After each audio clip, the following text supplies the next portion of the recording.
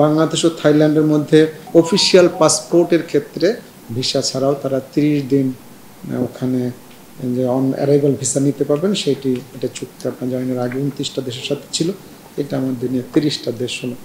ভারতের সাথে আমাদের একটা বিমান এটা 4 নম্বর কথা বলছি। ভারতের সাথে আমাদের বিমান চলাচলের একটি দ্বিপাক্ষিক চুক্তি ছিল, সেটি 1978 সালে করা।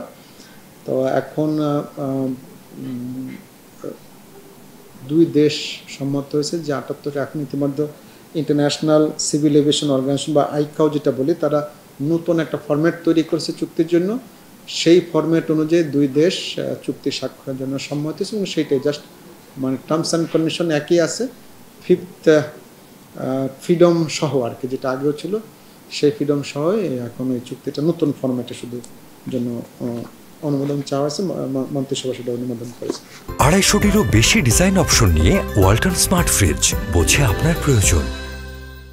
এখন আগে যেভাবে চুক্তি চল একই, কোনো চেঞ্জ নাই, কিন্তু এখনও চুক্তিটা নতুন ইন্টারন্যাশনাল যে ফরম্যাট করা সেই ফরম্যাট, আগে এই ফরম্যাটটা ছিল না, যখন 78 সালে করা হয়েছিল তখন এই ফরম্যাটটা ছিল না, আপডেট করা হয়েছে আর কি। হ্যাঁ, খুব ভালো শব্দ।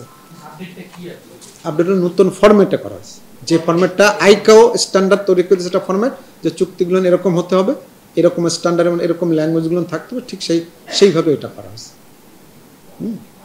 আচ্ছা, বাংলাদেশ ও কাতারের মধ্যে একটা লিগ্যাল ফিল্ড কোঅপারেশন এগ্রিমেন্ট একটা আইন মন্ত্রণালয় থেকে উপস্থাপন করেছে। এটি আসলে চুক্তি স্বাক্ষর হয়ে গেছে, আপনাকে চুক্তিটাকে রেটিফিকেশনের জন্য, স্বাক্ষরের জন্য এটা উপস্থাপন করা হয়েছিল, সেটা উপস্থাপিত হয়েছে।